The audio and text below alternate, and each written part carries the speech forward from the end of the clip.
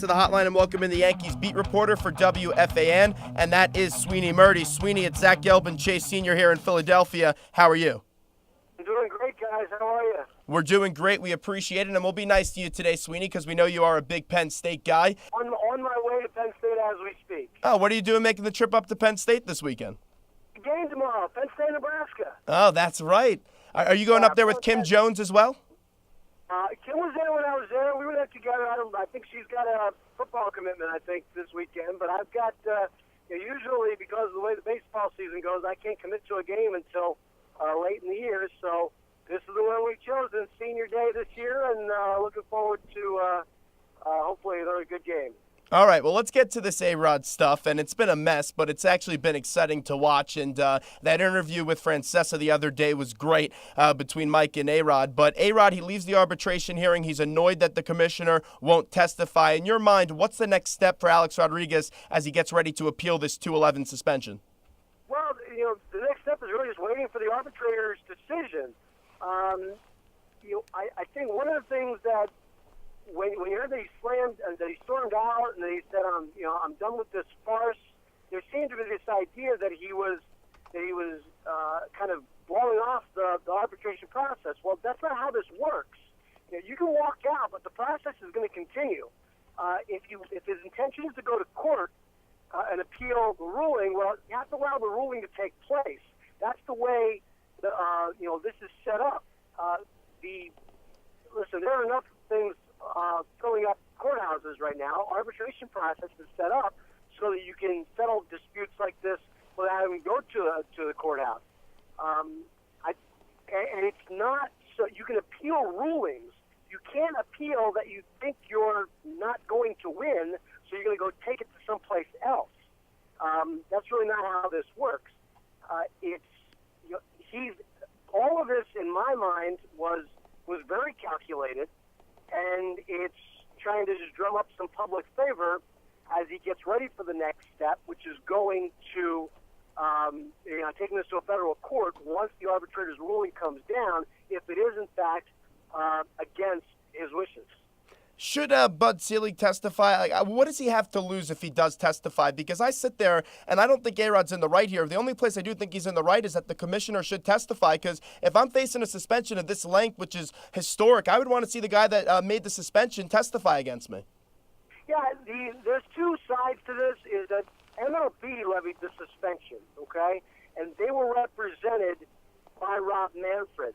Rob Manfred's testimony was part of the investigation. That stands as MLB's side. So his accuser isn't, Bud Selig wasn't the one, doing the dirty work investigation. Bud Selig is the head of MLB, so in that regard, if you want to face your accuser, fine. But MLB is your accuser. MLB is who punished you. MLB was represented by the guy who might just be the next commissioner, Rob Manfred. That said, if Bud Selig is publicly making comments, statements, even jokes, then his testimony probably is relevant because it might speak to a mindset of you'd want to get his take on, is this personal? Because the penalty levied against Alex Rodriguez was so much greater than everybody else. So in that regard, his testimony probably is vital. But here's the thing. His lawyers are pretty well paid, A-Rods, I mean. So you've got to think that they would be prepared for the fact that Bud Selig might not testify. It shouldn't have come as a complete and total surprise. So if his lawyers are worth anything, they knew this was a possibility. They were prepared for the possibility and had to plan for what to do next. So in my mind, that's why a lot of this is orchestrated. There's probably some genuine emotion behind it, but it's still planned to a degree, if you follow what I'm saying. Hey, Sweeny, it's Chase Sr. Thanks for joining the show. Everywhere the Yankees go, Alex Rodriguez is the center of controversy, especially with all the circumstances that have come about. What is his relationship like with the rest of the players in the clubhouse, and is there a rift there at all? Not right now. He's a guy who is actually fairly well liked amongst his teammates right now, and I don't think that was always the case. I think, despite all of this chaos going on, I think all the other things that used to go on around A-Rod have quieted down a little bit. I guess it depends on the day when you're talking about that, though. I don't see a rift. Alex likes playing the game. Alex likes talking about the game, and that's really what bonds him in that clubhouse. Sometimes it comes across as disingenuous when he talks about wanting to make sure the next 18-year-old kid doesn't get railroaded. It feels like he's trying to be the next Kurt Flood. Mm-hmm. So he has this idea that he's going to be a mentor to people, but in the clubhouse when he's talking baseball, he does enjoy that part of it. Mm-hmm. It's a complicated relationship, I think Alex has with everybody, but I don't think there are people who look at it. I think people shake their heads a lot as to what's going on and maybe laugh, but I don't think there are people out and out hate him in that clubhouse. There was a little bit of separation in thoughts between him and Brian Cashman. Deservedly so. At the end of the day, it's a business, and the Yankees are facing a pretty hefty contract that they have to pay A-Rod on a yearly basis. What's the relationship like between Alex Rodriguez, Brian Cashman, and Joe Girardi? Well, the Girardi and they're all separate issues. Brian Cashman doesn't really converse with the players. Mm-hmm. There's not a relationship, so to speak, between the general manager and the player. And Cashman tries to keep it that way. He doesn't go through the clubhouse every day, patting guys on the back. He has to make business decisions, so he doesn't want to become, buddy-buddy with these guys.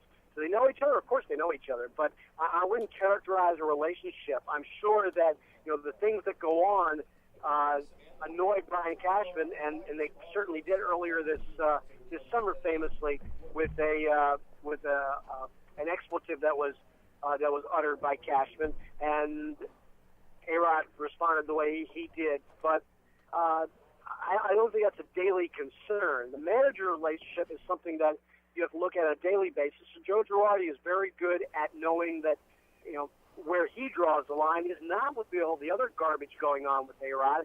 It's A-Rod the player, and he has always taken care to be conscious of the players' daily life, with their family, with their health, and those are the things I think that A-Rod respects about Girardi.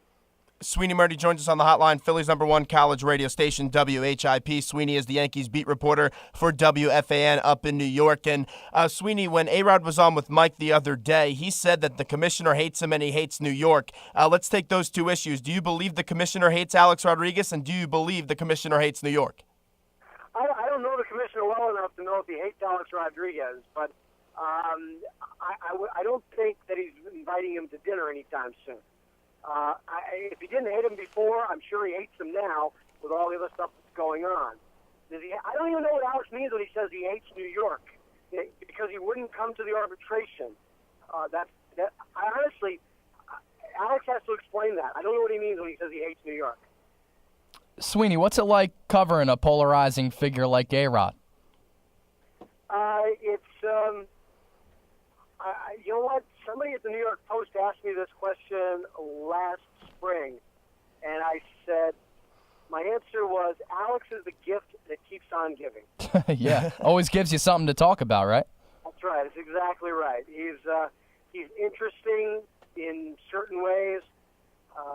It's November, and we're still talking Yankees baseball, so I guess I should be thankful that my livelihood is still, in demand. So hopefully that kind of stuff continues, but maybe it's with somebody else instead of Alex, because there are only so many times you can talk about this stuff. Let's take you back to Boston when A-Rod gets beamed on the mound that day, and then he comes back and hits the big-time home run, and people thought that was going to elevate the Yankees to the playoff run, and we eventually know the Yankees didn't end up making the playoffs. But that night, were you in the ballpark? And if so, what was that event like, just solely because that was a night where there was a lot of animosity, and you really saw the Yankees rally behind Alex Rodriguez? Yeah, I think you knew that, being there, the Yankees were solely outside looking in at the playoff picture there, and they just needed all kinds of help. And that for that night, I disagree with the premise that the Yankees were sparring run based off of that game. Did they play better after that? Of course they did, but they were getting healthier. Remember, A-Rod was playing, okay? And he hit a home run. A-Rod missed most of the season to that point. Remember, he'd only come back a couple of weeks before that. And the Yankees were playing guys like Brent Lillibridge at third base. The Yankees were getting healthier. Alfonso Soriano had been acquired. Curtis Granderson had come back. Jeter was back for a little while. The Yankees were a better team at that point than they were earlier in the season. So that's why they were winning games after that. They got a spark that night. A-Rod got a spark that night. He had a home run that helped them win the game. And I think his players, his teammates, wanted to stand up for him. Because, again, I don't think they out and out hate him, and I think they felt like they were being wrong there too. So, and the manager being as animated as he was, that certainly was a factor in how the team responded that night. But overall, the team eventually came back to the level that they were because they couldn't sustain it, not with the team they were putting on the field. They were overmatched. So I think the emotion rang true for maybe a couple of hours, but the streak they went on after that, I think, had more to do with a healthier team on the field than anything else. Sweeny, last one before we let you go. Michael Weiner dies, MLB union leader. What was your relationship like with him, and how big of a loss is he to the Major League Baseball community? Yeah, he's a guy who I had spoken to even in the last year and change since he's been battling this illness. I'd spoken to him maybe a handful of times, and the courage which that he was facing us with was astounding. Aside from physically looking at the toll it was taking on him, you would not know that there was anything he was battling at that point. That was the mindset that he took. He was still very passionate about doing his job and passing on whatever he could to the people he worked for, the players. I did get to converse with him a few times in a friendly manner, and being in New York, he was aware of where I worked and what I did. So we chatted a few times, business and otherwise. I always found him to be a pleasant man, and from everything everybody's told me about the people who dealt with him a whole lot more than I did, such an intelligent and caring man about the job that he held for basically half his life. He was involved with the Players Association and that cause. Such an intelligent and caring and thoughtful man, and he's definitely someone who was taken from us too soon. Sweeny, we appreciate a few minutes today. Enjoy the trip up to Penn State and some big football up against Nebraska, and we'll talk to you again real soon. Thanks, guys. Thanks for having me. Sweeny Murti right there of WFAN up in New York. 215-204-9449 is the number if you want to call and hang with us. We got to take a quick break, and we got to wrap things up here on Philly's #1 college radio station, WHIP.